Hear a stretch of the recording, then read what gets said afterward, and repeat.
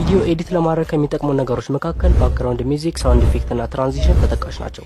በዛሬም ቪዲዮም ላይ የማሳያችሁ ቪዲዮ ኤዲት ለማድረግ የሚያስፈልጉንን 3 ማንም ሰው በደንብ ያልተረዳቸውን የቪዲዮ ፓኬጆችን ነው። ደግሞ የቪዲዮ መጨረሻ ላይ ጊፍት አዘጋጅቼላችኋለሁ። ቀጥታ ወደ ፓኬጆቹ።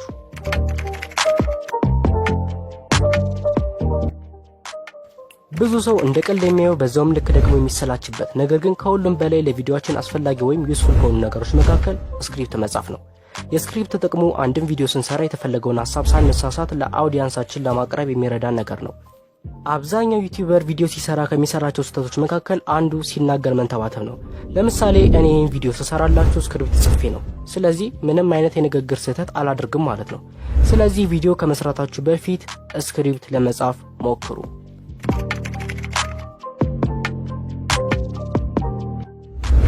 ቪዲዮ ኤዲት ስናደርግ ከሚያስፈልጉን ቤዚክ ከሆኑ ነገሮች መካከል ሳውንድ ኢፌክት አንዱ ነው። ሳውንድ ኢፌክት ማለት ቪዲዮአችን ለማሳመር የሚጠቅመን አጫጭር የድምጽ ቅንብር ማለት ነው። ለምሳሌ ውሽ፣ ታይፕ፣ ክሊክ፣ ኖቲፊኬሽን እና የመሳሰሉት ናቸው። እነዚህ ሳውንዶች ቪዲዮአችንን በጣም የሚያሳምሩልን ሲሆን ትክክለኛው ቦታ ላይ የማንጠቀምባቸው ከሆነ ግን በጣም ነው የሚያበላሹት።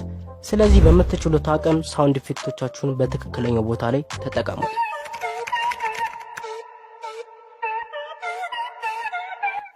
እስቲ ምን ያህሎቻችንን ለቪዲዮአችን ባክግራውንድ ሚውዚክ የምንጠቀመው? የተለያዩ ዩቲዩበሮች ቪዲዮ ሲሰሩ ብዙ አይነት ባክግራውንድ ሚውዚኮችን ይጠቀማሉ።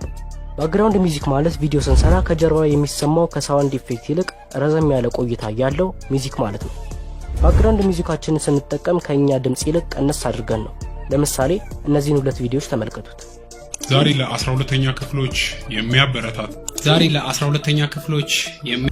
አያችሁት አይደል ምን ያህል ልዩነት እንዳለው? ባክግራውንድ ሚውዚክ የበዛበት ቪዲዮ ድምጹ በጣም ስለበዛ የሚረብሽ አይነት ድምጽ አለው። ሁለተኛው ግን ድምጹ ስለተመጣጠነ ለቪዲዮ አሪፍ የሆነ ነገር ሰጥቶታል። ስለዚህ ሁልጊዜም እንደምለው ባክግራውንድ ሚውዚካችሁን መጥኑት። አሁን በስተመጨረሻም የጊፍቱ ሰዓት ላይ ደርሰናል። ጊፍቱ የተለያዩ ባክግራውንድ ሚውዚኮችን፣ ሳውንድ ኢፌክቶችን እና ቪዲዮ ስሰራ የምጠቀምባቸውን ኢሜጆች በነፃ የቴሌግራም ቻናሌ ላይ አስቀምጬላችኋለሁ። የቴሌግራም ቻናሌ ላይ በመግባት እነዚህን ፓኬጆች በነፃ ማግኘት ትችላላችሁ።